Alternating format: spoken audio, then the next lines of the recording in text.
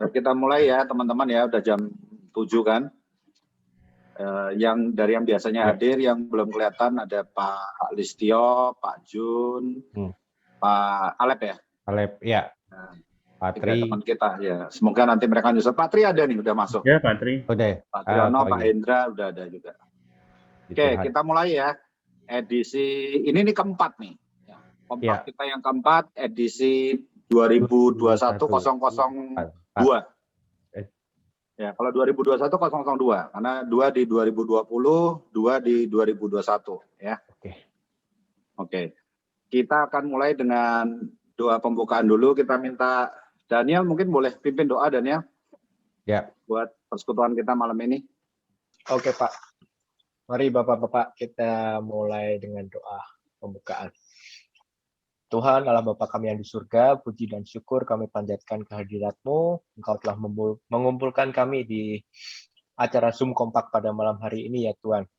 Tuhan, sebentar kami akan memulai ibadah ataupun berbincang-bincang di dalam komisi kompak pada malam hari ini ya Tuhan.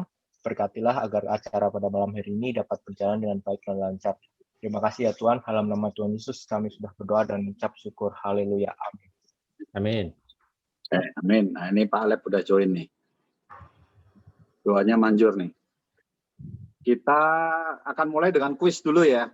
Nah, kita bulan lalu tidak kuis, jadi kuisnya disimpan untuk minggu ini gitu.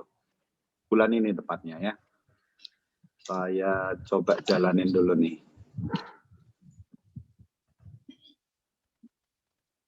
Bentar. Saya biasa pakai OBS, malah kalau nggak pakai OBS bingung sekarang.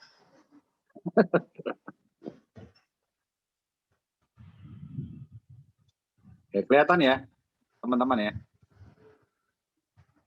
Tak share screen aja deh, pakai share screen. Oke, silahkan boleh di scan itu QR code yang ada di layar, atau pergi ke quizzes. Ya, stepnya yang 2 yang di belakang .com/join. Saya masukin di ini juga deh. Saya masukin di chat supaya tinggal diklik ya. Boleh, yang Pak. Mau ngeklik, saya masukin ke chat dulu. Yang lainnya tak start ya.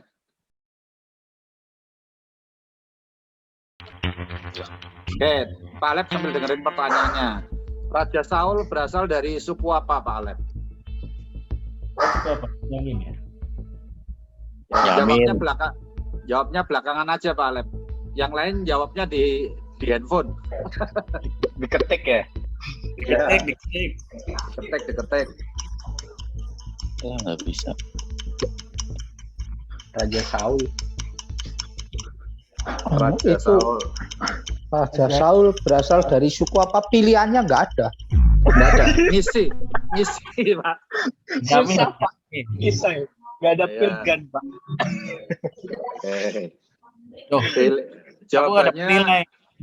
Jawabannya suku Benyamin ya. Pak, aku salah. Aku tulisnya bener loh. Oh, nanti ketahuan. Nanti dilihat bener apa enggak. Masa salah tulis sedikit nggak boleh? Salah sedikit ya nggak boleh.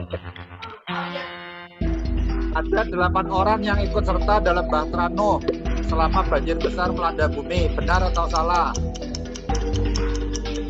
8 orang yang ikut serta dalam Bahtera Nuh. Betul. Selama banjir besar melanda bumi. Betul sekali. Betul ya Pak Alep. Oke. Betul Pak Alep. Oh benar. Ya, jawabannya benar ya. Dibilangin tadi. Nah, ini benar semua jadi Pak Alep. Gara-gara Pak Alep ngasih tahu. Soal nomor 3. Nabi Musa menulis lebih banyak kitab daripada Rasul Yohanes. Benar atau salah? Pak Alep. Rahasia nanti bener kabeh. Eri wae Pak jawabnya Pak. Nanti bener kabeh.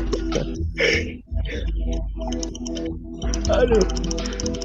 Nggak salah. Banyak mana? Coba Musa sama Yohanes banyak mana kitabnya? Yohanes. sih.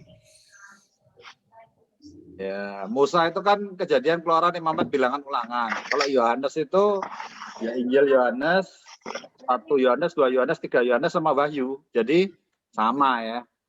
Yohanesnya Berarti- beda itu, Pak. Ya. Berarti salah ini mestinya. Ya. Yohanesnya beda itu. Oh, mestinya apa, Pak? Yohanesnya Yohanes yang surat Yohanes sama Wahyu Yohanes tuh Rasul Yohanes 2. Oh, terus Iya yang betul Musa lebih banyak. oh, Ayo, jadi Musa yang benar lebih ayo. banyak. Ayo, Oh, ya berarti salah soalnya ini. Bonus Pak. Ya, Waduh. bonus. Bonus. Berarti Pada 1 Yohanes, aja. 2 Yohanes, 3 Yohanes yang nulis lain ya, Pak? Oke. Next question ya, berarti ya.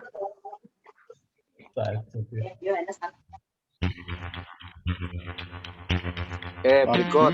Daud lahir di kota apa? Diisi titik-titik ini.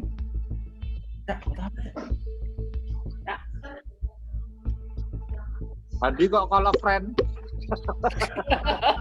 Andi curang nih, Pak. Bethlehem. Nah, tulisannya Kamu kalau tanya orang kelihatan di layar, soalnya jadi bunyi kan. Kota Kudus. Kota Ah. Kudus. Nah, kota Kudus. Nah, di mana Daud? Woi, lo bener nih. Kita Pak, lihat jawaban berapa saya yang bisa kelihatan, Pak. kelihatan dong. Oke, lahirnya di Bethlehem ya. Oke, berikutnya.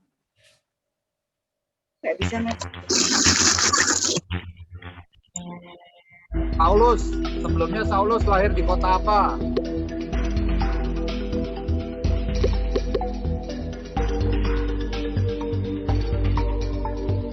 Tadi tulisan Bethlehem pakai H kok disalahkan ya?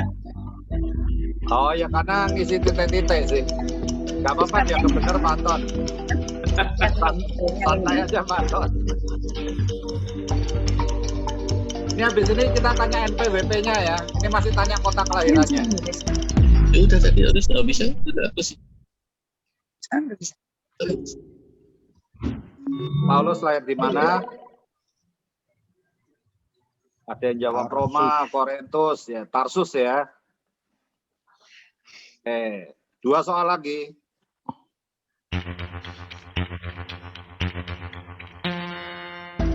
Yesus bercakap-cakap dengan wanita Samaria pada titik-titik hari, pagi, siang, malam. Malam menjelang pagi, pagi menjelang siang, siang menjelang sore, sore menjelang malam. Yang mana nih? Aduh, Pak.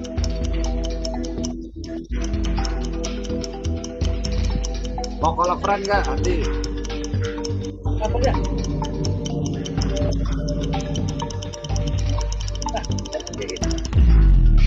Tengah hari. Didiemin nggak dibantuin. Jadi Nggak salah. dibantuin. Jadi salah. Tengah hari ya. Oke, jadi siang-siang itu, jam 12 siang. Oke, ini soal terakhir. Gambarnya sore, Pak. Salah kita gambar. Percakapan Yesus dengan wanita Samaria terjadi di kota apa?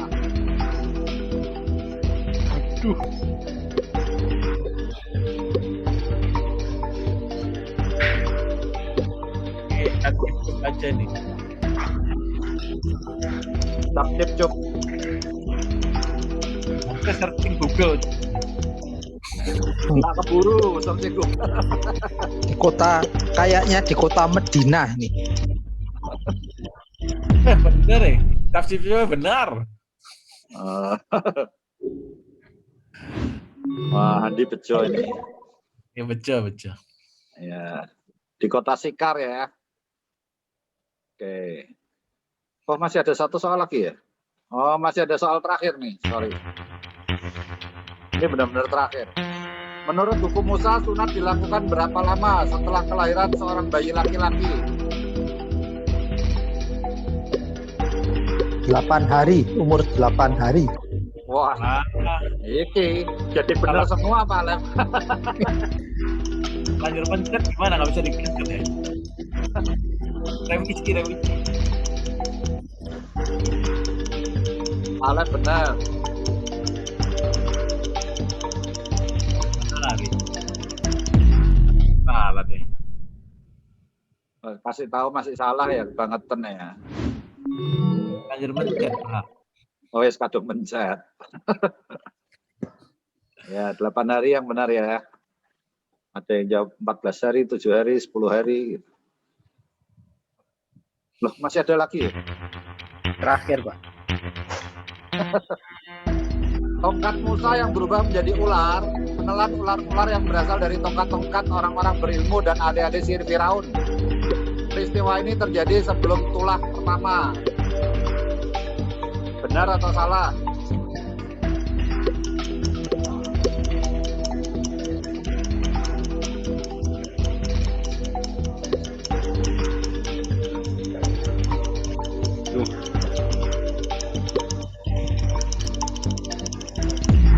kok salah? Benar apa salah? Kok salah jawabannya? Oh. Jawabannya salah, yang benar ada 6 orang yang bilang salah dan mereka benar. Salahnya di mana coba?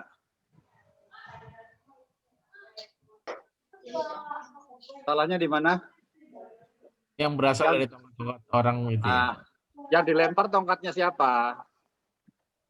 Yang dilempar Tongkat? tongkatnya Harun ya. Bukan tongkatnya Musa, yang dilempar tuh tongkatnya Harun ya. Oh. Oke. Jadi salahnya di situ. Oke, berikut.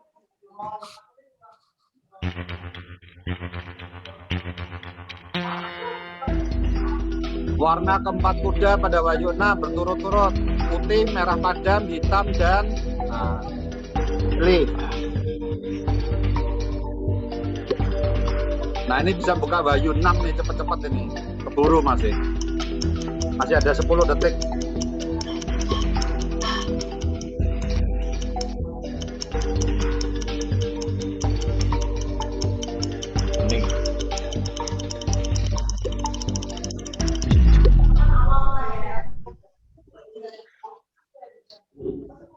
Coba benar semua nggak ini?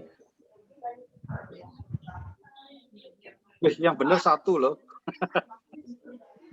Warnanya merah, putih, merah, hitam, dan kuning hijau ya.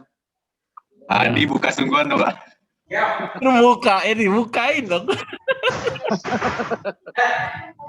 Orang nggak tahu. Oke, juaranya. Oke, bawa happy aja juara 1. Bawa happy aja tuh Pak Edi ya? Betul, Pak. Oke, benar semua Pak Edi? Enggak ada yang salah-salah kok. Oke, salah 4 ya. Oke. Nah, Bapak Pak salah 4 aja menang kok gitu kan? Saya salah 3 dianggap salah 4 itu. Saat ini dekat Semarang, Pak. Itu kalau tadi 1 Yohanes itu memang Rasul Yohanes, tapi kalau 2 dan 3 kemungkinan penatua Yohanes. Oh gitu. Oke Pak, saya dari source-nya bilangnya orang yang sama soalnya. Oke, nggak apa-apa, kita jadi tambah tahu ya. Kita ada yang jadi tahu, ada yang jadi bingung gitu. Oke, nggak apa-apa. Silakan Niko, ice breaking Niko. Ya, terima kasih Pak Theo. Ya. Oke. Ya, Bapak-Bapak saya minta maaf dulu nih karena kayaknya internetnya jelek lagi, kurang bagus. Jadi kalau misalnya ada freeze, mohon dimaklumi. Nggak apa-apa, santai aja. Saya keluar masuk tadi. Perlu di spotlight nggak, Niko? Nggak usah Pak Edi, nggak apa-apa. Nah, jadi hari ini ice breaking-nya sedikit berbeda. Kalau kemarin kita kan games-nya menguji konsentrasi, Bapak-Bapak. Nah, sekarang kita mau menguji kesehatian. Nah, saya mau ngetes nih, kira-kira Bapak-Bapak di kami pengharapan sudah saling mengenal satu sama lain nggak? Nah, nanti kita akan lihat sama-sama. Ada beberapa games. Nah, kita bisa perhatikan. Games yang pertama, game telepati. Jadi, seperti apa gamesnya? Nanti saya akan tampilin satu kata. Nah, setiap bapak-bapak yang ada di rumah masing-masing, tolong peragakan satu kata ini. Nah, nanti kita mau lihat kira-kira gerakannya sama atau enggak. Nah, nanti saya tampilkan tuh view galeri zoom-nya. Contoh ya, contoh Bapak-Bapak. Contoh yang pertama. Kalau melihat kata ini, kira-kira gerakannya gimana? Ayo, hati-hati seperti apa gerakannya? Udah kelihatan beda-beda. Nah, tujuan kita nanti kita mau lihat gerakannya sama atau enggak. Harapannya sama, Bapak. Tapi ini hati-hati nggak semua sama ya. Oke, kita uji. Kata pertama hati. Nanti saya munculkan kata-katanya. Saya hitung 1, 2, 3. Bapak kasih gerakannya. Jadi saya kasih tunjuk kata-katanya. Nanti setelah saya hitung 3, baru Bapak tunjukkan gerakannya. Sorry, tempat saya semua hitam itu, jadi saya nggak lihat apa-apa ya. Oke, nanti saya sambil sebutin aja Pak Anton, biar lebih aman. Tempat saya gambarnya pecah juga. Ya, koneksi internetnya jelek kayaknya nih Pak. Internet tempat Niko ya. Yang lain jelas. Saya sambil tunjukkan, nanti saya juga sambil kasih tahu lewat suara ya Bapak-Bapak. Kata yang pertama, oke, saya hitung dulu ya. 1, 2, 3, silakan.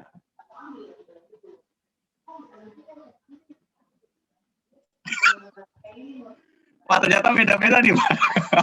Daniel sama Pak Triyono sehati, Pak Edi sama Koyo sehati. Oke, kita lanjut ke kata kedua.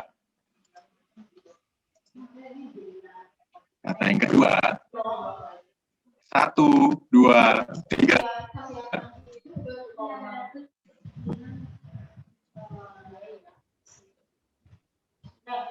Nah, ini kalau ini sebagian besar sama ya. Oke, lanjut lagi. Ternyata Bapak-Bapak pengharapan ini lumayan sehati, sudah saling mengenal. Lanjut, kata yang ketiga. Baca Alkitab. 1, 2, 3. Oke, mantap. Ini makin lama makin kompak ternyata. Lanjut lagi kata yang berikutnya. Berdoa. 1, 2, 3. Oke. Mantap. Bapak-bapak pengharapan sangat-sangat kompak seperti nama komisi kita ini ya. Yang terakhir. Di KMI pengharapan. Nah, ini yang ini lumayan susah. 1, 2, 3.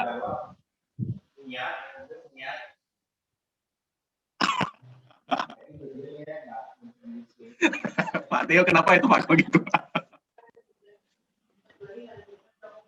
Oke, terakhir memang lumayan susah Bapak-Bapak. Oke, itu tes yang pertama, game telepati. Lanjut yang berikutnya, saya mau lanjut ke games. Nah, ini gamenya cukup menarik. Nah, sebelumnya saya mau minta maaf dulu. Nah, sekalian mau minta izin. Jadi saya akan nanti tampilkan beberapa potongan foto dan beberapa potongan suara dari kita yang ada di tempat ini. Nanti Bapak-Bapak silakan tebak. Langsung aja unmute atau tulis di chat juga boleh. Oke, kita mulai. Yang pertama. Saya akan munculkan suara. Nah, kita dengarkan ya. Ini yang pertama. Kita tebak suara siapa ini? Kan khawatir Alep itu. bukanlah Alep. Wah, jago. Orang terkenal. Oh, pertama berarti masih gampang ya Pak ya. Suara Pak Alep sangat khas.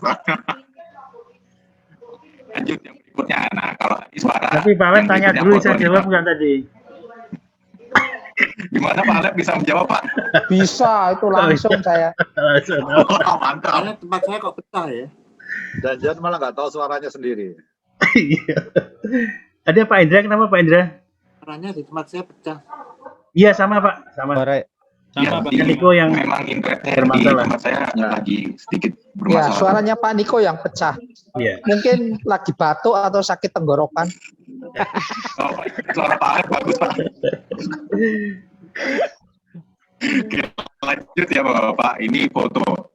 Kira-kira foto siapa ini? Ini jawabannya Mark. Harus tunjukin dulu. Yang ganteng ini Bapak.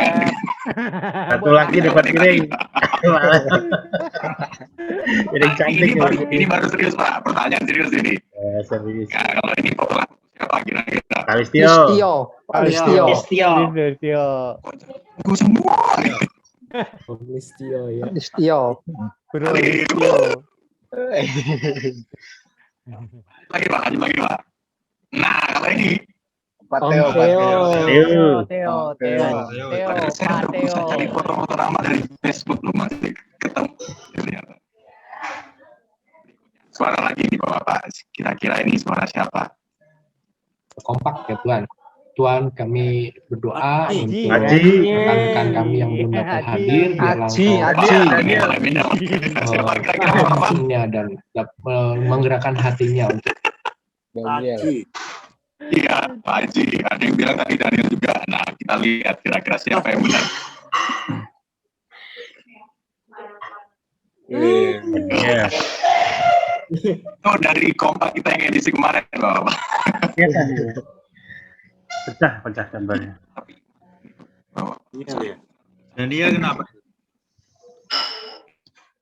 Suaranya dari yang barusan, Pak. Nah, mungkin kalau nggak kedengaran, jelas suaranya. Iya, semakin buruk. Lagi. Kayak ini gambar setelah ini, mungkin kalau gambar lebih kelihatan. Nah, kalau ini kira-kira siapa, Bapak? Anton. Pak Anton.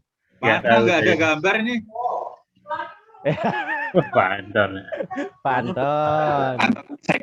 Anton mau 17 itu. Seventeen. Yang mana gambarnya? Pangkling. Gambarnya Oh, 17. ini ya.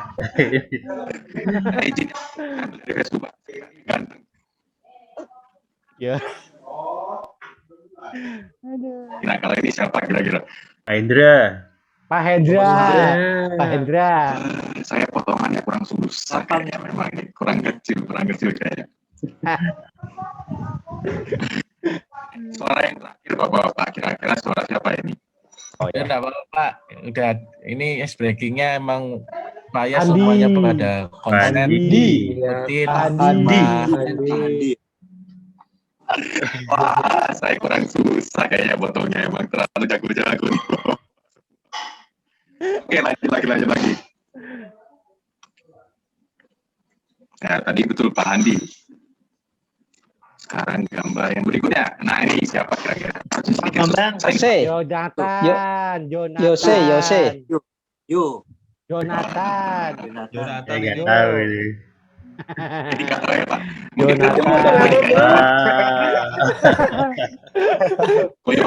Maaf, belum bikin tadi. Oke, lanjut lagi. Nah, terakhir nih Pak. Pak Jun. Junedi. Junedi. Pak Junedi. Ya. Nah, ini pasti membuktikan. Oke. Nah, yang kedua selesai. Nah, saya mau lanjut lagi nih ngetes. Kira-kira bisa nggak ya? Nah, yang pertama, di game ini nanti saya akan kirim satu kata ke satu orang.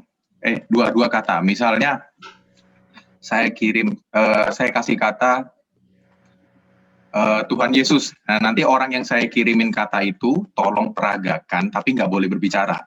Nanti setiap kita yang ada di sini akan menebaknya. Contoh. Jelas Bapak, contoh ya. Misalnya saya kirim ke misalnya saya dapat kata ini.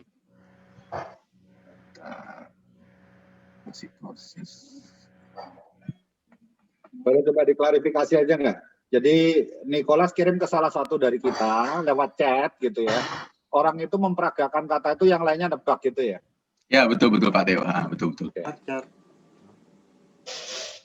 Coba yang pertama, misal saya kirim katanya ke Pak Teo ya. Nanti Pak Teo yang peragakan.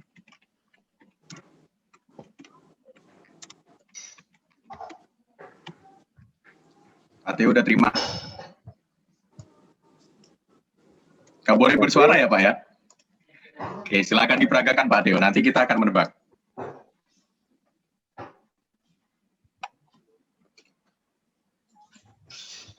Dua kata Bapak-Bapak, dua kata. Ini satu objek.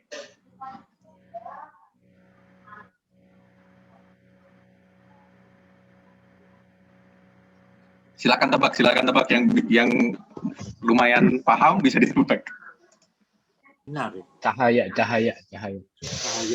Benar.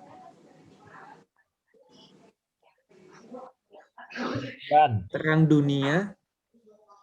Terang dunia ya. Iya, betul. Bola bersinar. Bulat. Bulat. Saya kasih clue Bulan ini bersinar. objek tanaman lebih tepatnya.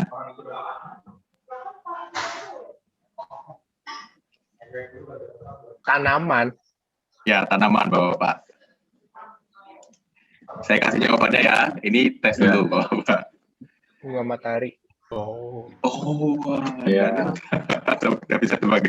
Ya, Oke. saya mau mataharinya dulu maksudnya tadi baru nanti. Mataharinya baru Nanti nggak apa-apa, Pak Deo. Misalnya jelaskan ini kata pertama, ini kata kedua, boleh Pak Deo. Ya. Nanti Bapak coba jelaskan seperti itu ya. Saya kirim kata yang kedua ke orang yang berikutnya. Orang yang dikirim ngomong dulu biar tampil full screen di sini. Oh iya, betul, boleh. Ya, saya lupa tadi kasih tahu. Tuh. Saya kirim ke Koyonatan ya. Koyonatan bisa baca di chat.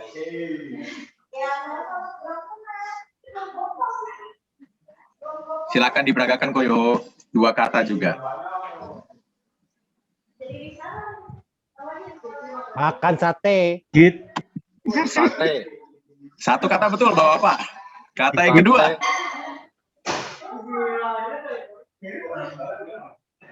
Sate ayam. Sate ayam. Betul. Sate bebek. Sate ayam. Sate bebek ada ya Pak? Sate bebek. Potong bebek. Kita lanjut kata berikutnya. Terima kasih Pak Theo, terima kasih Koyo. Kata ketiga, saya kirim ke yang pakai laptop aja biar gampang. Pak Handi, siap-siap ya Pak Handi.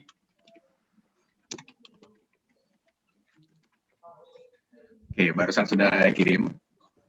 Pak Handi bisa silakan diperagakan. Dua kata juga. Tak tampak gambarnya. Gigit. Gulung baju. Gulung Lanjut, lengan. Pak. Lumayan mendekati. Gulung.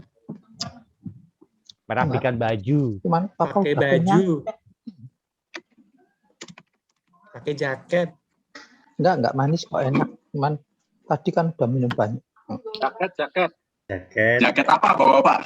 Jaket kulit. Kulit. Iya. Jaket betul. Wah, keren. Ali. Oke, kata yang terakhir. Daniel siap-siap ya Daniel ya. Oke.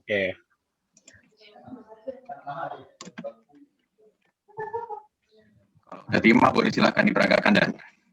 Ya.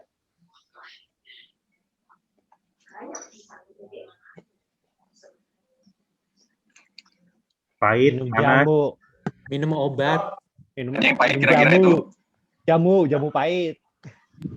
Panasan. Pahitnya betul Pak, pahitnya betul. Oh, Kopi pahit. Kopi pahit. kopi pahit. Alep mantap Pak, kita kopi Pak Alep nih. Pak Alep. Nah oke, ya itu hari ini ice breaking-nya sampai di sana. Kita bisa lihat ya bagaimana keseharian bapak-bapak dari GKB Pengharapan nih sudah sangat mantap keren emang. Oke, sekian dari saya ice breaking-nya Pak Theo. Saya serahkan kembali ke Pak Theo. Terima kasih Bro Niko, mantap banget ice breaking-nya. Sekarang tanpa lama-lama kita akan dipimpin untuk diskusi oleh Bro Yonatan. Silakan Bro Yose, waktunya untuk Anda.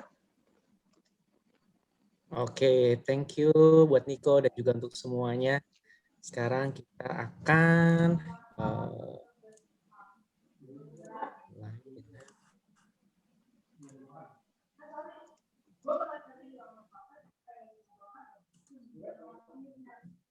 Nah, tema pada malam hari ini, lakukanlah jangan ragu. Sebelumnya, mari kita berdoa dulu. Mari Bapak-Bapak kita berdoa. Bapak di surga, kami syukur untuk kesempatan malam hari ini. Kami boleh berkumpul bersama, kami boleh bermain bersama dan have fun bersama.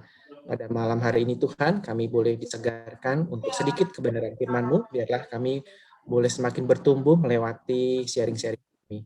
Terima kasih Tuhan Yesus, di dalam nama Tuhan kami berdoa. Amin. Nah, kita buka ayat Alkitab kita dari 1 Petrus 13 sampai 17. 1 Petrus 3, 13 sampai 17.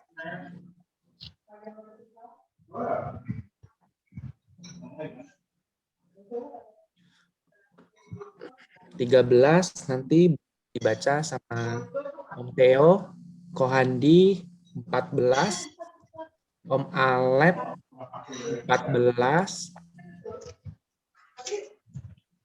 lalu 15, Niko, Daniel 16, Pak 17 ya? 17 belum. Iya, Pak Edi yang terakhir di 17. Oke, saya mulai 1 Petrus 3 ayat 13. Menderita dengan sabar. Dan siapakah yang akan berbuat jahat terhadap kamu jika kamu rajin berbuat baik? Tetapi sekalipun kamu harus menderita juga karena kebenaran, kamu akan berbahagia. Sebab itu, janganlah kamu takuti apa yang mereka takuti dan janganlah gentar. Tapi kuduskanlah Kristus di dalam hatimu sebagai Tuhan, dan siap sedialah pada segala waktu untuk memberi pertanggungjawaban kepada tiap-tiap orang yang meminta pertanggungjawaban dari kamu tentang pengharapan yang ada padamu, tapi haruslah dengan lemah lembut dan hormat. Dan dengan hati nurani yang murni, supaya mereka yang memfitnah kamu karena hidupmu yang saleh dalam Kristus menjadi malu karena fitnahan mereka itu. Sebab lebih baik menderita karena berbuat baik, jika itu dikehendaki Allah, daripada menderita karena berbuat jahat. Oke, terima kasih Bapak-Bapak yang sudah membacakan. Kita akan berdiskusi bersama-sama dari 1 Petrus 3 ayat 13 sampai 17. Nanti kita boleh ya, Bapak-Bapak kalau mempunyai ide ataupun sharing, monggo bisa unmute aja ataupun di chat juga boleh. Nah, ini main idenya adalah memperjuangkan kebaikan memang sulit, tetapi hal merupakan panggilan hidup bagi orang percaya kepada Kristus. Berbuat baik bukanlah pilihan, melainkan sebuah keharusan. Kita akan sharing nih yang sharing pertama. Jelaskan apa maksudnya sekalipun harus menderita karena kebenaran kamu bahagia. Nah, gimana Bapak-Bapak menurut Bapak-Bapak sekalian, kan di sini di konteksnya menderita dengan sabar, tetapi di situ di ayat 14 juga dikatakan, tetapi sekalipun kamu harus menderita juga karena kebenaran, kamu akan berbahagia. Nah, Bapak-Bapak kira-kira bagaimanakah pendapat di sini sekalipun harus menderita karena kebenaran, kamu tetap dikatakan berbahagia?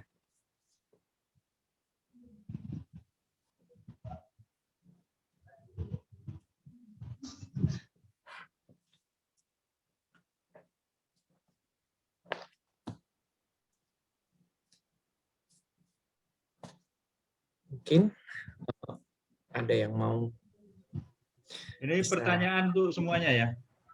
Ya Om, nggak apa-apa nanti kalau Om mau menjawab atau apa, silahkan. Ya, saya coba menjelaskan dari perspektif saya gitu ya. Karena sorry saya nggak bisa hidupkan video karena lagi bermasalah.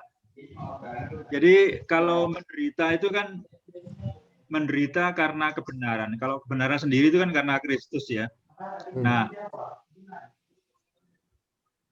dalam arti gini, kita kadang-kadang dalam pekerjaan gitu ya, dalam pekerjaan pada satu sikap tertentu ada orang yang merasa tidak nyaman dengan kehadiran kita. Tidak nyaman dalam arti karena mereka tahu kita bukan sama dengan mereka gitu ya. Jadi karena kita, sehingga kita seringkali dipojokkan, pun juga misalnya ada promosi apa yang tidak mendapatkan promosi. Jadi semacam kalau istilahnya SARA gitu ya. SARA, tapi SARA di sini karena kita berpegang teguh pada kebenaran itu gitu. Bukan dalam hal pekerjaan terus kita malas, bukan. Tetapi orang-orang tidak suka dengan kita karena kepercayaan di antara kita, misalnya ada 100 orang pegawai, kita sendirian atau 2 atau 3, nah kita seringkali tidak mendapatkan perlakuan yang tidak benar atau tidak seharusnya. Nah, seharusnya kita juga merasa bahagia karena meskipun kita merasa menderita dalam pekerjaan, tetapi karena kita mendapatkan kasih karunia Tuhan, sehingga orang lain bisa melihat. Contohnya ya kayak Daniel gitu ya, kayak Daniel ya, Sadra, Mesa, Abednego itu kan yang paling sering menjadi contoh dan terlihat bagaimana mereka yang bisa menunjukkan kasih karunia kebenaran itu meskipun mereka berbeda dan mereka bisa membuktikan gitu.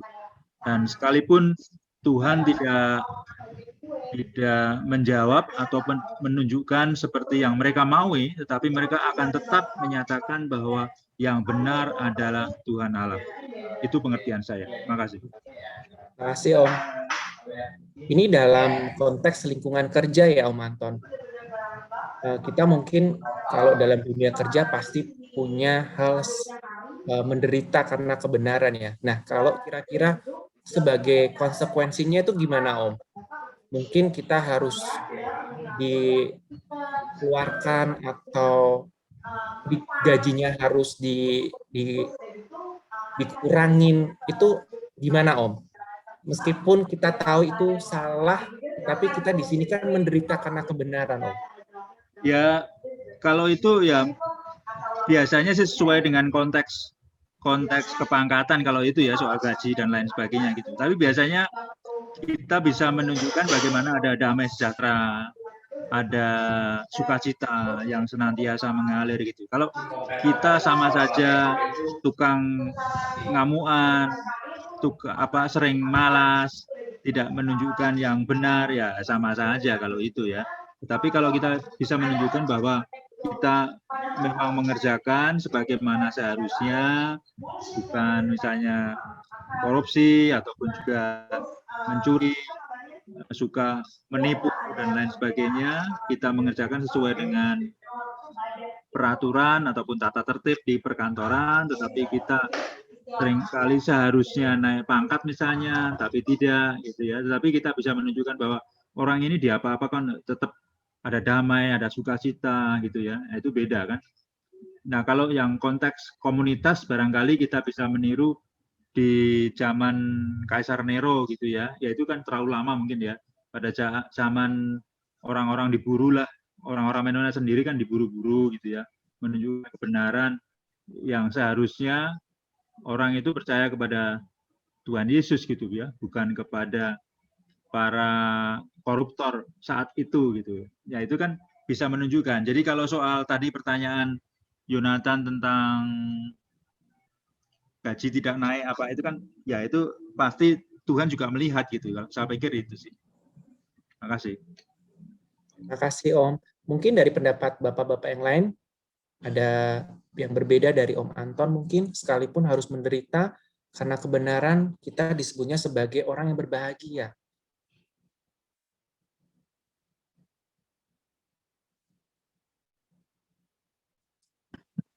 Ya mungkin saya sharing ya. Kalau ya, Om, boleh. Kita bicara kebutuhan manusia itu kan yang mendasar sandang pangan papan itu ya. Kalau tadi Pak Anton bicara mungkin lebih ke sosial ya. Jadi kita itu kadang-kadang jadi dikucilkan gitu karena kita berbeda dengan yang lain gitu ya. Jadi kita menderita karena kita punya pendapat yang berbeda karena kepercayaan kita sehingga kita dianggap aneh gitu. Itu kan secara sosial kita menderita. Tapi kalau yang lebih mendasar itu kan sebenarnya butuh untuk hidup gitu ya atau untuk makan gitu. Nah kami sebagai satu firma kecil gitu pernah mengalami di saat-saat ya kami baru mulai gitu. Ada satu konglomerat yang punya HR director itu nawarin kerjaan. Dalam 2 minggu dia tawarin kerjaan 1M gitu. Saya nggak bisa sebutin nama company-nya. Dan yang mengenalkan itu teman baik satu ya sering datang ke gereja kita lah gitu ya. Jadi orang itu sekarang kerja di perusahaan ini gitu. Nah, waktu saya datang, ternyata bosnya dia ini minta kickback gitu. Jadi dia akan kasih kerjaan itu kalau kita kasih 10% lah dari 1M tadi dalam waktu 2 minggu. Kalau dari nilai kerjaan ya itu menolong sekali, apalagi waktu itu zaman lagi susah gitu. Tapi ya karena itu bukan merupakan kebenaran, ya kita tolak. Jadi partner itu sepakat untuk nggak terima kerjaan itu, ya mendingan kita cari kerjaan lain yang lebih berat gitu ya, tapi benar gitu. Karena kalau misalnya kita lagi ngomongin values gitu, kami sebagai konsultan bicara tentang values, bagaimana mengembangkan values integritas atau values saling percaya gitu ya. Tapi ternyata kami mulainya masuknya aja tuh lewat cara yang nggak benar gitu kan. Karena kita tuh kalau misalnya memang mereka butuh ya nggak apa-apa. Tapi kalau ini masuknya karena kita sebenarnya memberi uang gitu ya kepada orang yang di sana punya wewenang, itu kan udah nggak benar gitu. Jadi nggak mungkin kita ngomongin values padahal kita masuknya aja tuh dengan sesuatu yang tidak menunjukkan nilai-nilai, apalagi nilai-nilai Kristiani gitu. Jadi saya melihatnya salah satunya yaitu kita bisa tetap bahagia karena kita menolak sesuatu yang mungkin membuat kita jadi nggak menderita karena kerja jadi nggak berat gitu ya, tapi malah dalam hati ya tadi Pak Anton bilang nggak damai sejahtera gitu. Ya. Setuju sih Om. Mungkin ada pendapat yang lain dari bapak-bapak yang lain? Menderita karena kebenaran.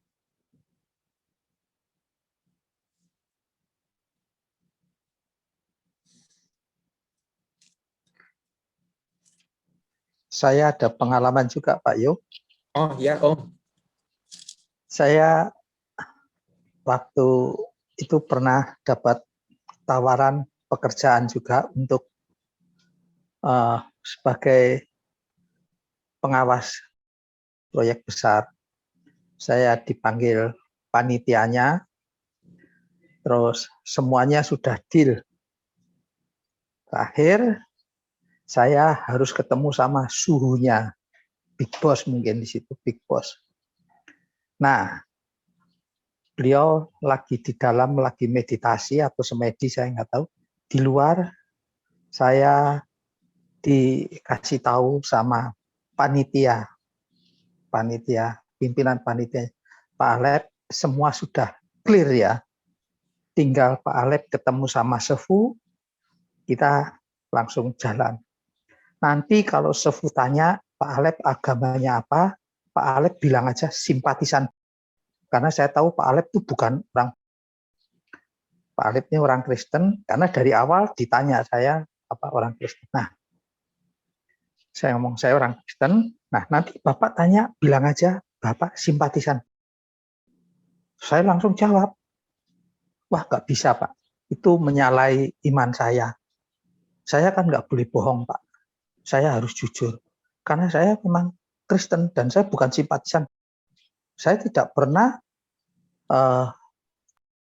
untuk beribadah atau gimana, itu kan saya berarti bukan simpatisan. Saya Kristen. Waduh, Pak, kita pembicaraan sudah sejauh ini, Bapak tinggal ngomong gitu aja, kalau nggak mau, bubar semua, Pak. Ya nggak apa-apa. Daripada saya pertama bohong, kedua menyalahi agama saya. Karena memang saya Kristen, saya tidak boleh bohong. Akhirnya mereka wajahnya kecewa sekali dengan saya. Ya saya tetap pada pendirian saya. Sudah terlanjur, mau ditemukan, ya udah saya ketemu. Ya biksunya dengan senyum-senyum ngobrol ngalor ngidul. Terakhir persis pertanyaannya, Bapak agamanya apa? Saya Kristen. Mantuk-mantuk. Pembicaraan selesai dan akhirnya memang betul. Saya berhenti sampai di situ. Tidak ada kelanjutan apa-apa, tidak dipanggil lagi. Yang kedua, urusan juga saya dapat pekerjaan proyek untuk membangun. Mereka puas, panitia, saya pun sudah jadi, dan itu juga pimpinannya itu perempuan. Dia omongannya katanya mandi. Kalau orang Jawa bilang itu manjur. Seperti waktu itu pernah di Cina ada bencana alam yang besar. Dia ngomong sama umatnya, jangan pergi ke Cina antara bulan ini sampai bulan ini.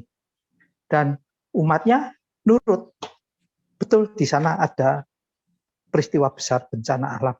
Nah, pas proyek selesai, mau peresmian, saya dikasih tahu sama panitia, Pak Alep nanti akan dipanggil sama ini. Ya dipanggil nggak apa-apa. Nanti Pak Alep akan nggak tahu istilah apa, yang terjemahannya kira-kira Pak Alep akan diberkati biar Pak Alep berlimpah ruah rezekinya, berkatnya apa segala macam. Waduh, ini saya bingung itu. Bingung banget. Saya gelisah terus. Saya harus menolak, tapi gimana supaya tidak menyakiti mereka. Akhirnya Tuhan kasih buka jalan.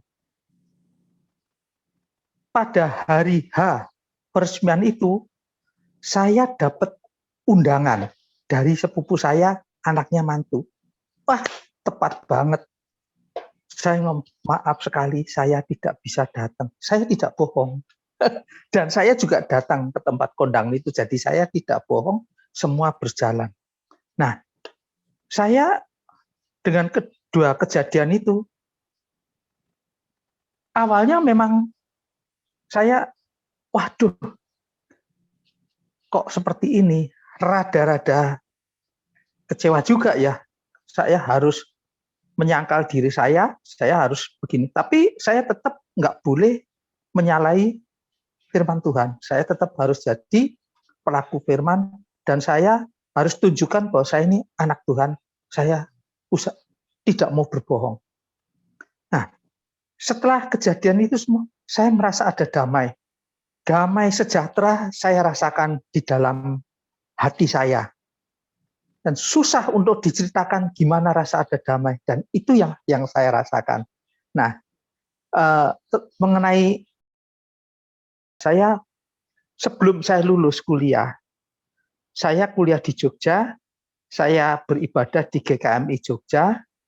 Waktu itu gembala sidang konsulen, bukan gembala sidang tetap, Bapak Konimitsu Ogawa, orang Jepang, pendeta Konimitsu Ogawa. Saya cukup dekat dengan dia, dan saya konsultasi secara pribadi. Pak, saya ini di teknik sipil, saya punya cita-cita jadi kontraktor. Kalau saya suatu saat bangun kelenteng, bangun masjid, menyalahi iman Kristen nggak Pak? Tidak. Anda membangun apa saja, itu profesi Anda. Tapi Anda ikut beribadah, itu menyalahi. Jadi Anda bangun apa saja, nggak apa-apa, profesi Anda jalankan, tapi jangan ikut beribadah. Nah, itu saja. Jadi saya tidak pernah takut ada tawaran kerjaan apa-apa, dan saya pun pernah dapat pekerjaan bangun pesantren juga. Nah, tapi di pesantren itu saya tidak ada kesan apa-apa, bangun selesai dibayar, ya sudah. Tapi kalau ada kesan tersendiri. Nah, itu saja yang bisa saya share. Makasih. Makasih Om Alep untuk sharingnya. Betul sekali, apalagi kalau kita membaca di ayat 14 itu ya. Sebab itu janganlah kamu takuti apa yang mereka takuti, dan janganlah gentar. Tetapi kuduskanlah Kristus di dalam hatimu sebagai Tuhan. Ini suatu tekad yang luar biasa Om Alep. Karena kita tidak takut dan tidak gentar, karena kita tahu tujuan hidup kita. Apalagi kita tahu bahwa hidup kita kudus di hadapan Tuhan. Jadi terima kasih Om untuk sharingnya, menjadi pegangan dan kekuatan bagi kita semuanya. Amin. Yang lain Bapak-bapak atau mungkin sudah cukup, kita bisa lanjut di... Mungkin ada satu lagi Pak. Oh Pak iya, Jonathan. ya boleh. Oke. Selamat malam Bapak-bapak. Ini ada sedikit pengalaman baru saya juga dari firman Tuhan yang terakhir dibacakan oleh Pak Edi ya. Kalau kita bicara tentang menderita karena kebenaran itu memang kita sebagai anak Tuhan pasti menderita karena Kristus menderita karena dosa kita. Nah, kita bicara kebenaran dalam satu sisi mungkin kayak saya sedang berusaha untuk saya bagaimana adanya sebagai manusia berdosa dan merasa belum benar di hadapan Tuhan. Tapi bagaimana saya menyikapi itu semua, memberitakan kebenaran firman Tuhan, ya konsekuensinya memang kalau kita membicarakan tentang kebenaran firman Tuhan itu pasti kita menderita. Satu, kita pasti dihina, dijolimin, dan sebagainya. Tapi saya bersyukur bahwa memang ada salah satu dari status saya itu adalah salah satu firman Tuhan yang dibacakan terakhir oleh Pak Edi 1 Petrus ayat 17. Nah, tadi pagi ada teman saya dari Jogja, dia cerita sama saya pengalaman dia bilang, bro, ini kok berat banget kalau saya harus berbuat baik kepada orang yang telah menyakiti hati dia. Lagi dia akan digampar, akan diapakan gitu ya. Tapi saya bilang sama dia bahwa bagaimana kamu mau jadi serupa seperti mereka, saya bilang. Kalau kamu tidak berbuat baik berarti kamu sama dengan mereka. Ya, bersyukur kebetulan teman saya ini di luar dari satu beda agama dengan saya. Dia mengaminkan apa yang menjadi status yang saya sampaikan itu. Ya, saya bersyukur dan itu pun juga tadi saya ada kekhawatiran dalam setiap status yang saya buat itu pasti ada orang yang tidak suka. Tapi saya bersyukur bahwa Tuhan itu selalu baik. Saya merasakan bahwa kekuatan kita itu ada di dalam Tuhan. Tuhan menderita karena dosa saya gitu. Jadi saya harus terus memberitakan kebenaran keselamatan itu kepada semua orang. Itu aja sih. Terima kasih Pak Aji yang sudah sharing. Mungkin kita akan lanjut dengan sharing berikutnya. Apa yang mendasari bagi kita semua untuk melakukan kebaikan dalam kehidupan kita? Mengapa? Apa yang mendasari bagi kita semua untuk melakukan kebaikan dalam kehidupannya atau dalam kehidupan kita dan mengapa?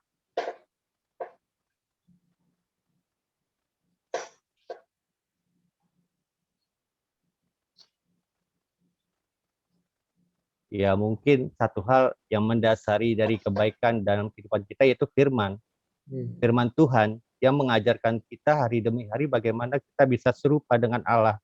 Bagaimana kita bisa mengimplementasikan apa yang disampaikan oleh firman itu sendiri. Itu aja sih sebetulnya.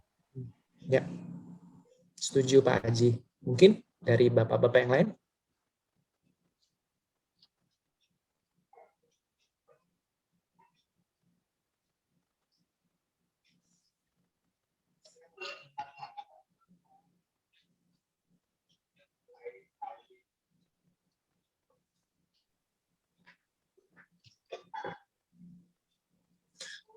Yang berikutnya, tantangan apa saja yang akan dihadapi, baik yang timbul dari dalam diri kita sendiri atau pihak lain ketika melakukan kebaikan. Kayak mungkin tadi Om Anton ataupun Om Theo bercerita, ataupun Om Alep, kita melakukan hal yang baik dalam diri kita sendiri, tetapi mungkin ada tantangan. Kayak mungkin tadi tantangannya dikeluarin ataupun gaji ataupun gimana. Nah, apa yang harus kita lakukan gitu? Tantangan apa saja yang kita akan dihadapi baik yang timbul dalam diri sendiri atau pihak lain ketika akan melakukan kebaikan.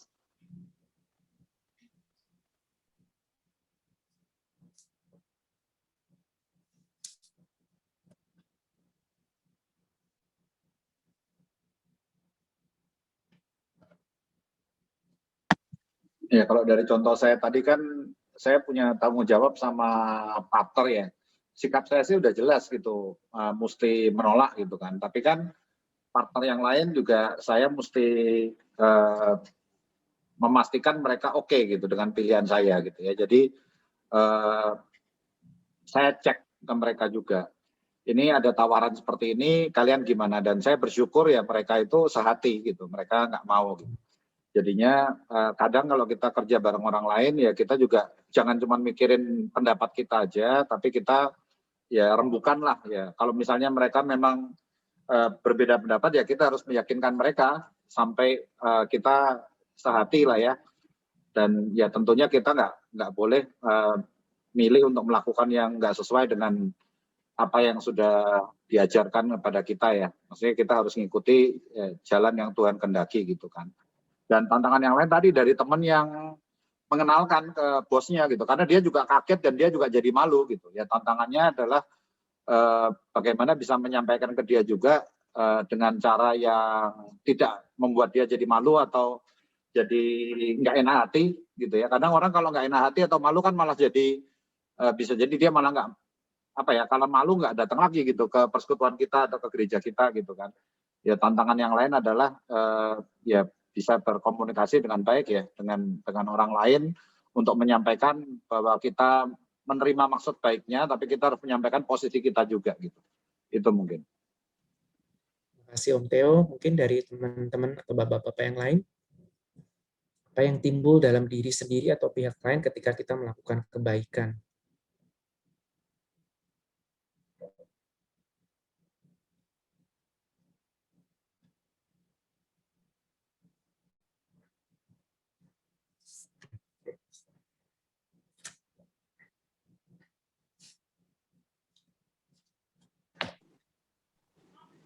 Ayo yang muda, Daniel.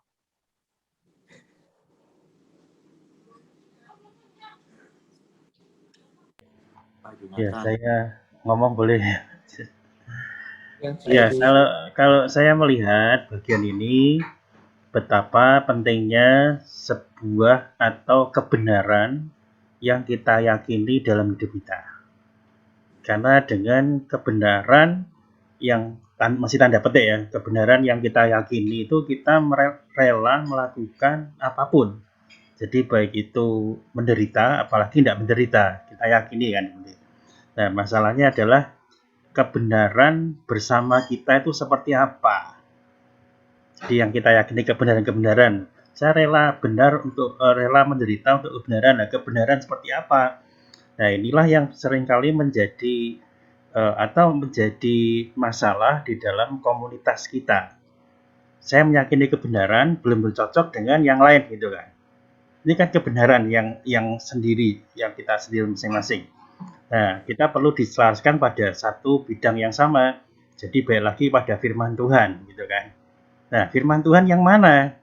Ketika kita berkomunitas di GKMI, belum tentu kebenarannya beda sama dengan komunitas gereja yang lain, gitu kan. Nah, kita jadi bingung lagi, loh ini sumbernya sama loh, firman Tuhan gitu kan. Tapi kok kebenarannya jadi beda? Nah, ini kan lucu. Jadi ada kebenaran yang hakiki kita balikan kepada firman Tuhan, itu kita yakini dari pengalaman teman-teman yang lain itu sangat bagus, ada tantangan di sana. Tapi ada kebenaran yang kita sepakati di dalam satu komunitas, termasuk juga ketika kita dalam komunitas yang lebih kecil lagi, ini GKMI, tapi ini kompak gitu. Ada kebenaran-kebenaran yang kita yakini bersama, menurut kita ini benar gitu kan. Dan menurut yang lain ya benar. Nah, itulah apa yang kita yakini benar ini perlu satu formulasi yang tentu tidak mudah bagi setiap kita. Tapi ini tantangan bagi setiap kita. Hakikinya sama, firman Tuhan, tetapi dalam prakteknya kita bisa berbeda. Tapi uniknya kita dipersatukan di tempat yang sama dan meyakini kebenaran yang saya pikir ini unik kebenaran gitu ya. Ya, oke lah. Makanya saya pikir menderita itu bagian dari kebenaran, saya setuju. Tapi problemnya kebenarannya sendiri itu seperti apa? Saya pikir setuju, kebenaran hakiki firman Tuhan, tapi ada kebenaran komunitas. Mungkin Pak Theo nanti bisa jelaskan tentang mungkin dalam pengalaman membagikan seminar-seminar pun ada mungkin lebih bisa lebih tertata rapi gitu ya. Pak Theo mungkin punya formula apa, itu mungkin lebih tepat. Saya hanya memberikan satu pokok pikiran aja untuk kita semua. Kalau kita udah yakin itu benar kan tetap kita jalani gitu kan, mau menderita kayak apa kita jalani, seperti kita, oh saya yakin benar kok, ya sudah, menderita no problem, apalagi tidak menderita, kita enjoy aja gitu kan. Ya itu yang dari tanggapan saya, tapi saya bukan berangkat dari pengalaman hidup ya, saya hanya ini nilai-nilainya. Tadi pengalaman teman-teman kan bagus juga, itu jalani karena yakin itu benar gitu kan. Oke. Ya saya setuju aja deh. Ya menarik tuh Pak Edi, kalau kita bicara dalam keluarga aja gitu ya. Tadi kan bisa aja saya dengan anak itu punya pandangan yang berbeda gitu kan. Walaupun kami percaya ini benar sesuai Alkitab kok gitu. Alkitab mengajarkan kita untuk begini. Nah, kadang-kadang tantangan itu bisa jadi justru sama orang yang kita sayang, yang kita kasihi gitu ya. Kita itu jadi lebih lebih memberi ruang gitu. Kadang-kadang kepada perbedaan pendapat tadi gitu kan. Padahal justru kita harus tahu mana yang hakiki, mana yang enggak gitu ya. Kalau misalnya namanya anak, justru kalau kita sayang, kita tahu mereka salah jalan kan kita harus malah tegas gitu ya. Bahwa yang benar tuh kayak gini, ya kamu harus ngikut ini gitu. Artinya seperti ini. Kalau perlu ya kita sama-sama ya berguru ke tempat lain gitu ya. Misalnya tanya sama gembala gitu misalnya. Bahwa ini kita punya pengertian berbeda gitu ya. Ya tujuannya tadi supaya kita justru kebenaran yang hakiki itu kita bisa jalani sama-sama, enggak justru karena kita kasihan atau karena kita enggak kepengen ada jurang gitu ya, atau pemisah antara kita dengan orang lain, kita justru jadi kompromi gitu loh. Itu memang tantangan yang berat itu kadang-kadang, baik dengan anak sendiri atau dengan teman atau dengan yang lain. Setuju Pak Edi? Makasih Om Theo. Mungkin ada setelah kita melihat tantangan, kita mungkin sekalian bagaimana cara mengatasi. Kayak tadi Om Theo kan sudah kasih solusi. Mungkin kita kalau kita tidak tahu kebenarannya, maka kita mencari kebenaran tersebut. Mungkin dalam kebenaran firman Tuhan, mungkin di sini kita bisa bertemu dengan Pak Edi ataupun dengan yang lainnya. Jadi kita semua bisa terbuka akan kebenaran tersebut.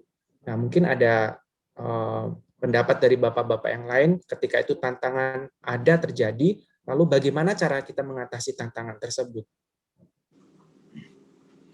Saya boleh sharing sedikit ya? Ya Om. Saya ingin bertanya pendapat yang lain. Bagaimana dengan peristiwa yang saya alami? Kejadian Pak Theo, Pak Alep itu sepertinya sudah, kalau mau jujur ya, sudah umum lah, semua orang tahu kejadian-kejadian seperti itu ada di Indonesia ini. Jadi yang saya alami waktu gudang kita diadakan pelebaran jalan, itu dikasih form akan dipotong sampai batas ini. Disuruh isi apa aja yang kepotong, misalnya tanah berapa meter, tembok, pintu, apa semua diisi gitu.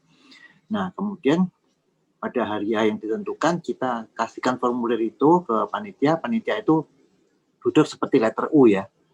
Sebelah kiri sampai yang sebelah kanan itu bagian pembayaran, sebelah kiri itu bagian terima formnya yang menghitung gitu. Jadi misalnya tanah sekian meter kali berapa, penggantiannya gitu ya. Tembok berapa.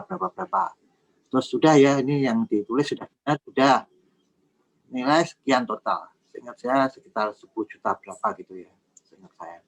Nah, sudah ya betul ya, saya tanda tangan. Ya, sudah betul ya, tanda tangan. Nah, nanti Bapak ambil di sana sebelah kanan nih ya untuk pembayarannya, gitu langsung pembayarannya. Gitu. Ini sudah jelas ya yang Bapak terima ini ya 10 juta sekian ya gitu. Ya, betul. Saya bagaimana lagi karena itu yang saya ada yang error. Itu 10 juta sekian sudah sesuai dengan yang kepotong itu. Dan memang kenyataannya panitia ini setelah semuanya dibayarkan semua ternyata cuma mulut gang doang yang diperlebar, tidak sesuai yang dikatakan, sampai ke tempat kita pun tidak diperlebar, bahkan selokan yang katanya akan dibangun pun tidak ada sama sekali. Ya seperti itu yang pernah saya alami. Kalau pada situasi seperti ini, ya mau nggak mau kita harus terima, gimana lagi? Enggak gitu. Bagaimana menurut pendapat yang lain? Terima kasih. Terima kasih Om Hendra. Dari pendapat teman-teman yang lain mungkin boleh.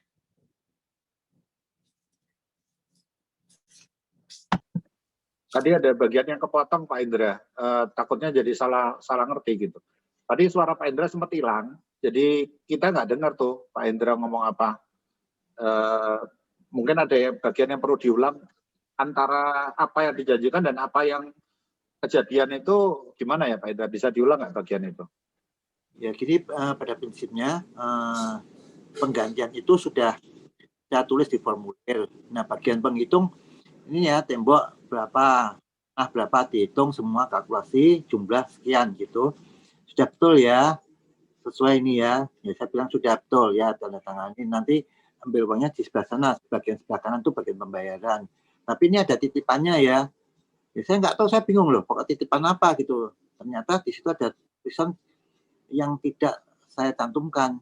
Sebesar 11 juta berapa, lebih banyak dia punya hasil nanti gitu. Ya kita mau nggak mau ya apa boleh buat ya ikutin aja sampai ke pembayaran, bayar sebesar 10 juta sekian tadi gitu yang saya tanda tanganin. Tapi titipan ini 11 juta ya, 11 juta sekian lah, saya agak lupa 10 juta atau 11 juta. Nah yang ditulis sama dia itu lebih besar daripada yang kita terima gitu. Tapi pada situasi itu kan kita mau nggak mau bagaimana, kita nggak bisa menolak, nggak bisa ini. Itu memang siasat mereka, kita pada posisi tidak bisa apa-apa gitu. Nah bagaimana pendapat yang lain kalau kita pada situasi seperti ini gitu. Saya ada peristiwa lain sih, tapi saya rasa cukup ini satu dulu yang mohon pendapat yang lain. Kalau seperti kejadian seperti ini, bagaimana menurut pendapat rekan-rekan yang lain? Terima kasih.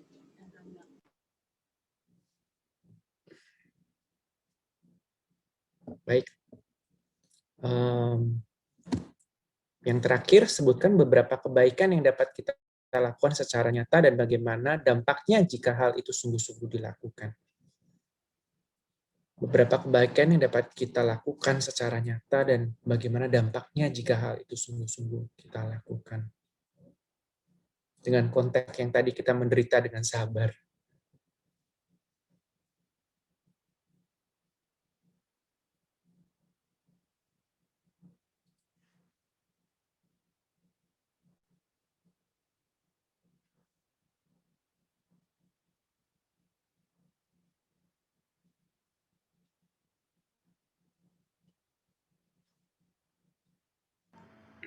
Iya, saya sharingnya yang sebelumnya ya, nggak apa-apa ya Yonatan ya. Ya, nggak apa-apa Karena Pak Edi. menarik itu tadi, kalau boleh slide-nya mundur sedikit. Mundur satu gitu. Nah, bagaimana mengatasi tantangannya gitu kan. Dan saya hanya berbagi bagaimana ini kan soal komunitas. Tadi kebenarannya hakiki kita ngerti, kita sudah bersama. Tapi dalam ujian kebenarannya itu adalah dalam berkomunitas sesungguhnya. Nah, kita punya komunitas yaitu Menonet, Anabaptis Menonet. Nah, situ menarik sebetulnya kita. Jadi sekarang kita bukan hanya label GKMI itu apa, mungkin orang lain nggak kenal seperti apa gitu kan. Tapi dalam pengalaman orang-orang Anabaptis Menonet, orang Anabaptis dan Menonet itu sangat baik ketika belajar firman bersama-sama. Belajar firman itu sama-sama. Jadi ini ada firman Tuhan, bisa ditangkap berbeda begitu kan. Tapi orang-orang Anabaptis Menonet justru belajar bersama. Yuk, menurut kamu bagaimana, kamu bagaimana, dan itu sama-sama mendengarkan. Dan nanti kalau bapak-bapak teman-teman tahu cara sidang kita itu menarik. Jadi suasana hati itu juga termasuk dalam persidangan. Berarti bukan sekedar voting saja, angkat suara saya setuju, nggak setuju, enggak. Tapi suasana hati itu diperhatikan dalam persidangan GKMI ya. Dan ada gambar-gambar, nanti kalau sudah ikut nanti kan ngerti gambarnya apa suasana hati kita bagaimana. Jadi suasana hati itu didengarkan, artinya apa? Belum tentu suara banyak itu benar. Nah, disitulah kita diuji dalam kebenaran itu. Makanya saya pikir semakin dalam belajar tentang Menonet, Anabaptis Menonet, saya semakin tertarik karena kebenaran itu bukan milik dari para hamba Tuhan semata, tapi semua itu dari satu komunitas. Itu yang menarik orang-orang Menonet, Anabaptis Menonet itu seperti itu. Belajar bersama-sama, menguji firman itu bersama-sama, dan menjalaninya bersama-sama. Itu caranya itu yang buat saya menarik. Jadi bisa jemaat biasa datang ke gembalanya, oh boleh dengan senang hati. Tapi prinsipnya bukan gembala itu paling pintar, tidak. tetapi belajar bersama-sama. Oh, ada masalah, yuk kita selesaikan sama-sama. Jadi kalau gembala dalam posisi ya memang punya pengetahuan lebih tentang firman Tuhan, tapi kebenarannya itu kan bukan kebenaran gembala, dikembalikan pada kebenaran hakiki, kita belajar bersama. Nah, itulah keunikan, kelebihan saya boleh ngomong orang-orang Menonet. Makanya kalau kita kemarin bulan Januari itu kan kita ada kebaktian ya. Kebaktian ya lahirnya anak baptis, itu kan lahirnya anak baptis. Bagaimana seorang Jos Blorok, seorang imam mau dibaptis oleh orang biasa. Itu luar biasa gitu kan. Setelah ngerti ini diuji kebenarannya seperti ini, kemudian Jos Blorok ini dibaptis dulu, baru dia baptis yang lain. Itu dibaptis duluan Dil. Kenapa? Ya karena tahu firman Tuhan itu yang betul seperti itu, dan itulah yang diuji. Apalagi kan mereka dikejar-kejar, menderita, dianggap bidat segala macam. No problem, karena itu kebenaran, yaitu bagian dari. Tapi mengatasinya ya kita uji bersama dalam komunitas. Itu menarik, makanya semakin belajar Menonet, orang bebas Menonet, oh ini semakin buat saya semakin keren gitu ya. Ya berbagai kita yang menjadi orang bebas Menonet. Ya kalau ada menambahkan silakan, mungkin bisa melengkapi. Ya, mau nambahin Pak Edi. Jadi kalau yang Pak Edi bilang tadi dalam komunitas, ini sebenarnya menariknya kan kita di dalam komunitas itu bisa ada norms ya, norma-norma yang kita sepakati bersama. Kalau kayak kasusnya Pak Hendra, itu kan lebih rumit, lebih kompleks. Karena norma kita dengan norma orang lain itu belum tentu sama gitu. Apalagi dasarnya sudah pasti berbeda gitu ya. Yang kita percaya jalan kehidupan kita dan orang lain itu berbeda gitu. Tapi kalau misalnya sama, itu akan lebih mudah. Tadi Pak Edi bilang, enggak mesti gembala itu yang paling benar. Ya kita biasanya memang sekarang ini baik organisasi yang berdasarkan firman Tuhan kayak gereja gini maupun yang sekuler sekalipun, mereka sudah menerima bahwa yang namanya ideotokrasi itu sudah ketinggalan zaman gitu. Ideotokrasi itu kan yang punya otoritas, yang punya wewenang itu yang paling benar gitu. Bos selalu benar gitu. Mereka sudah tahu bahwa belum tentu.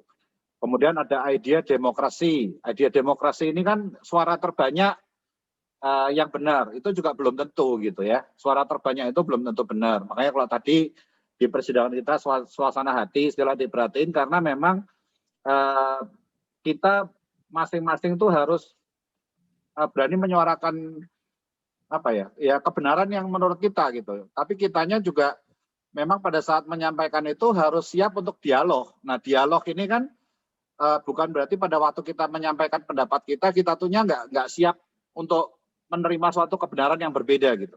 Kalau kita nggak mau berubah dari pendapat kita di awalnya, itu namanya bukan dialog. Itu satu arah sebenarnya. Cuman kita kesannya kayak mau komunikasi dua arah, tapi sebenarnya memaksakan pendapat kita. Kalau dialog itu pada saat kita masuk ke dalam suatu dialog, ya kita harus siap untuk mendengarkan pendapat orang lain, tapi kita juga siap untuk menyampaikan pendapat kita meskipun nggak favorit gitu. Nah, idea yang mestinya paling baik ya kalau kita bisa idea meritokrasi ya. Kalau meritokrasi itu kan dasarnya merit, ya memang kebenaran itu sendiri gitu. Dan kebenaran yang paling hakiki buat kita ya dari firman Tuhan. Nah, masalahnya tadi interpretasi kita terhadap firman Tuhan itu kan bisa beda kan. Nah, ini yang kita perlu dialog kadang-kadang untuk ya belajar dari orang lain, mendengarkan orang lain melihatnya gimana. Tapi mesti jelas sih, kita yang hakiki tadi adalah firman Tuhan. Nah, kasusnya Pak Hendra tadi, menurut saya menarik karena tadi kita punya norma yang berbeda dengan orang lain gitu. Kalau saya punya partner, Pak Hendra memang saklek ya. Dia itu kalau misalnya dari perlakuan orang lain tadi akan merugikan negara misalnya, udah pasti dia akan tolak. Dia akan permasalahkan itu karena hukumnya jelas gitu kan. Dia nggak akan mau terima gitu ya. Kalau sampai misalnya negara dirugikan atau organisasi dirugikan, dia akan jelas karena tempat kita mengeskalasi masalah itu tuh jalurnya jelas gitu. Tapi kalau misalnya jalurnya memang ya nggak merugikan pemerintah, nggak merugikan perusahaan, ini ada orang yang minta sesuatu yang lebih dari kita di luar kesepakatan, ya ini tinggal kitanya siap atau enggak untuk menelan kerugian itu kan. Selama kita nggak merugikan orang lain, kitanya juga siap untuk nanggung, ya kita bayar ya nggak apa-apa gitu. Karena kalau enggak ya ngabisin waktu, ngabisin tenaga, ngabisin pikiran, nggak nyaman juga gitu kan. Kan kita juga harus jaga hubungan ya. Kadang-kadang walaupun yang kita selesaikan itu jadi nggak sesuai kesepakatan gitu. Nah ini kembali ke norma. Kalau misalnya tadi kebenaran hakiki kita terganggu atau digugat, ya kita harus jelas di identitas kita tuh siapa gitu ya, sehingga ya kita tetap bisa menyampaikan kebenaran itu sih sedapat mungkin, karena memang kita bisa menjelaskan kita berasal dari latar belakang yang berbeda, ini yang kita percaya, ini yang seharusnya jalan. Nah saya punya partner itu saklek, walaupun yang satu muslim, yang satu Kristen gitu ya, dua-duanya itu sangat saklek dengan apa yang mereka percaya. Nah sejauh ini sih kami selalu menemukan kesepakatan, apa yang perlu kita jalankan ya sesuai dengan apa yang kita percaya gitu. Itu yang mungkin saya bisa share, mungkin sekalian menyambung apa yang tadi Pak Edi sampaikan, juga menanggapi Pak Hendra punya pertanyaan tadi ya. Pak Theo mungkin bisa saya jelaskan sedikit ya. Jadi setelah dihitung semua sekian, benar ya, saya memang sesuai dengan yang isi, sesuai dengan keadaan, benar. Jadi ya kalau ada benar tanda tangan. Begitu saya tanda tangan, terus dia bilang, itu kan saya tanda tangan yang sesuai yang benar, gitu kan. Tapi setelah saya tanda tangan, bawahnya dia tulis lagi gitu, ini ada titipan ya, yang sebetulnya tidak ada di situ. Misalnya sumur, kitchen, ada kamar mandi, ada kepotong di situ, dia tuliskan di situ di bawahnya. Setelah saya tanda tangan, jadi saya kan nggak bisa apa-apa gitu pada posisi ini gitu. Bagaimana coba? Itu pinter-pinter mereka, sangat cerdik dalam hal seperti kita nggak bisa apa-apa, terjebak gitu aja. Ya seperti itu kejadian yang saya alami. Paham Pak Indra ya. Terima kasih. Ya tadi kadang-kadang ya kalau memang kita nggak merugikan siapa-siapa, kita siap telan itu ya kita telan Pak Indra. Kadang-kadang ya soalnya memperpanjang urusan kayak gitu kan capek juga ya Pak Indra ya, butuh waktu ya. Kita bandingkan tinggal ya nggak seberapa lah dengan proses yang harus kita tanggung gitu. Selama memang kita nggak merugikan orang lain kalau saya bilang sih.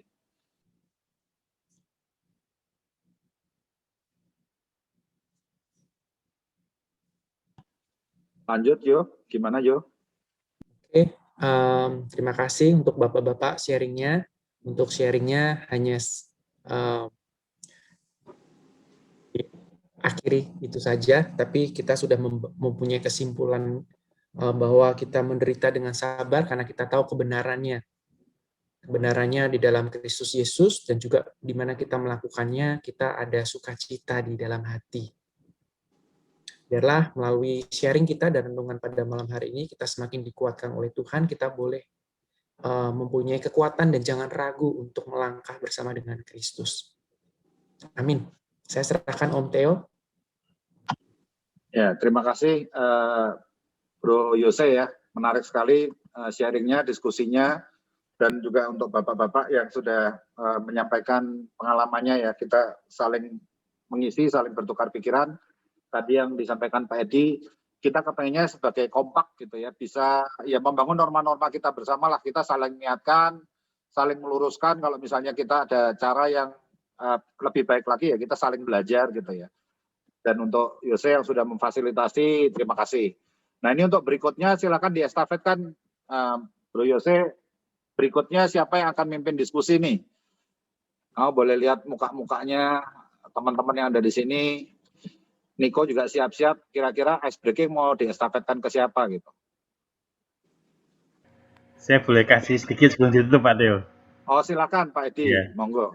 Iya, jadi kalau kita membahas bagian ini, rasanya kita akan lebih mudah menderita dengan kebenaran. Kita akan ambil risiko itu.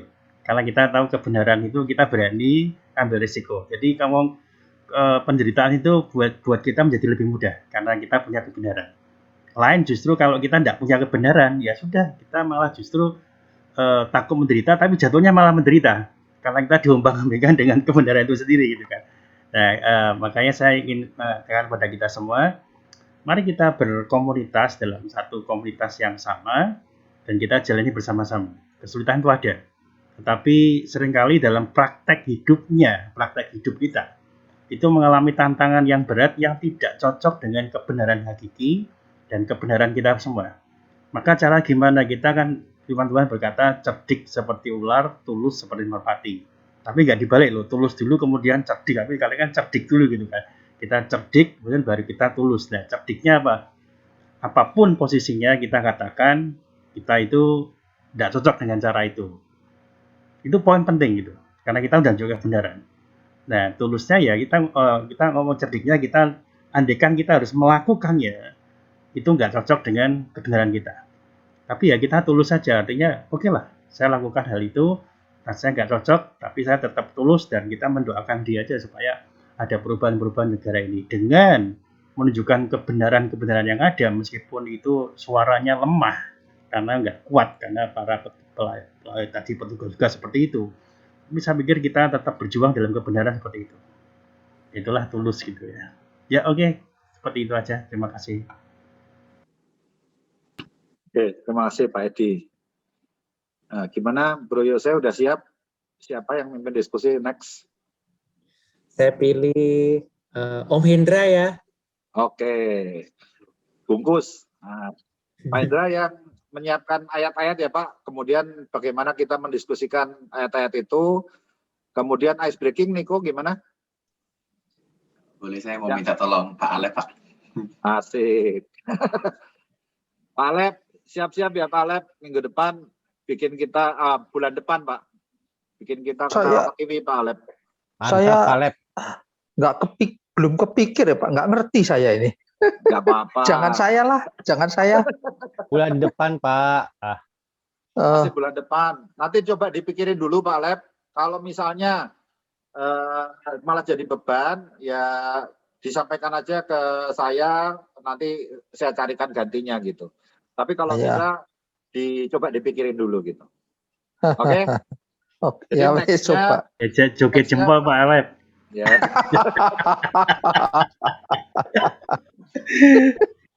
Wong Pak Alep banyak guyonan yang dikirim ke WA kok. Ya mungkin nonton itu bareng-bareng aja udah bisa. Oke ya Pak Indra siap ya sama Pak Alep ya. Oke begitu Bapak-Bapak untuk acara kita hari ini. Terima kasih untuk keterlibatannya. Kita molor tapi kayaknya kita senang lah ya menikmati acara hari ini. Terima kasih untuk semuanya. Tuhan berkati. Silakan ditutup dalam doa Pak Edi. Bisa tutup dalam doa Pak Edi. Iya, mari kita berdoa. Bapa di surga, terima kasih Engkau sungguh berkati kami. Meskipun ini 1 bulan sekali, tapi kami merasa ini begitu cepat dan kami berjumpa lagi. Kami merasakan kebahagiaan di dalam persekutuan yang kami lakukan ini. Kiranya Engkau juga terus menuntun kami sebagai orang-orang yang dipercaya oleh Tuhan, memimpin keluarga.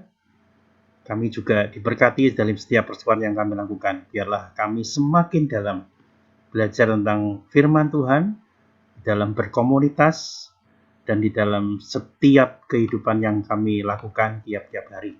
Kiranya Engkau memberkati setiap kami ya Tuhan. Terus kami percayakan masa depan kami, keluarga kami, dan semua yang ada dalam diri kami ke dalam tangan-Mu. Kami percaya Engkau menuntun kami dari satu kebaikan kepada kebaikan berikutnya. Dan Engkau terus menolong kami dan menguatkan kami dan memberi hikmat pada kami di dalam keputusan-keputusan yang harus kami lakukan. Terima kasih Tuhan. Secara khusus berdoa untuk penginjil Yonatan yang sudah memberikan materi dengan sangat bagus. Kiranya Engkau juga terus memberikan hikmat, kemampuan bagi dia, dan berkat yang istimewa bagi Yonatan. Terima kasih Tuhan. Berkati setiap kami. Di dalam nama Tuhan Yesus Kristus kami berdoa. Amin.